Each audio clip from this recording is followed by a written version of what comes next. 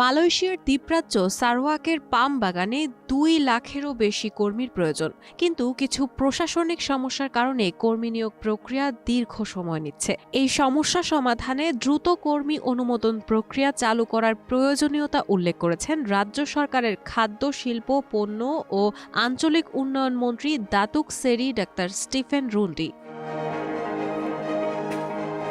তিনি 8 জানুয়ারি এক প্রেস বিজ্ঞপ্তিতে জানান, সারওয়াকের 1.62 মিলিয়ন হেক্টর পাম বাগান পরিচালনা করতে প্রায় 2 লাখ কর্মী প্রয়োজন। এই ব্যাপারে তিনি ইন্দোনেশিয়ার আন্তর্জাতিক কর্মী নিয়োগ সমিতির প্রতিনিধিদের সঙ্গে আলোচনা করেছেন। 7 জানুয়ারি সারওয়াকের বিভিন্ন বাগানে কাজের জন্য প্রথম ব্যাচের 65 জন ইন্দোনেশিয়ান শ্রমিককে স্বাগত জানানো হয় এবং আগামী মাসের শুরুতেই আরও 1000 শ্রমিকের আগমনের আশা প্রকাশ করেন তিনি। এই পরিস্থিতিতে মালয়েশিয়ার জাতীয় দৈনিক নিউ স্ট্রিট টাইমস জানায়, সারওয়াক রাজ্যে বিদেশি শ্রমিকদের অনুমোদন প্রক্রিয়া আরও দ্রুত করা হয়েছে। বর্তমানে 90 দিনের পরিবর্তে এই অনুমোদন পাওয়া যাবে 45 দিনের মধ্যেই। এদিকে 2014 সালে মালয়েশিয়া সরকার বাংলাদেশের 5000 কর্মীকে কৃষি খাতে পাঠানোর জন্য চুক্তি করেছিল।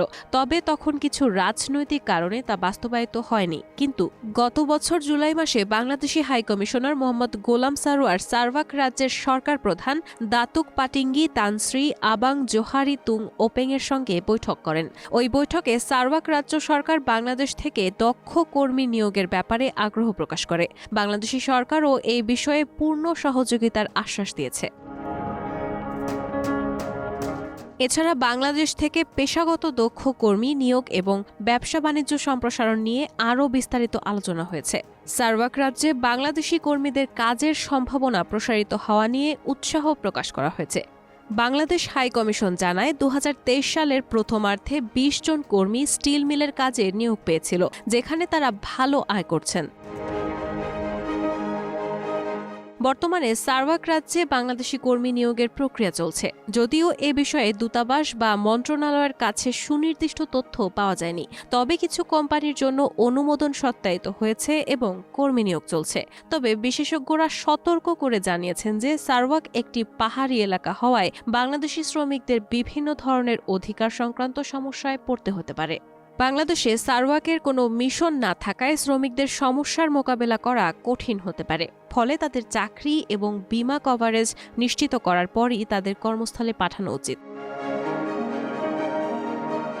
অন্যদিকে মালয়েশিয়ার প্লান্টেশন সেক্টরে বাংলাদেশি কর্মী নিয়োগের প্রক্রিয়া শুরু হলেও 31 ডিসেম্বরের মধ্যে কর্মী নিয়োগের মেয়াদ শেষ হয়ে গেছে।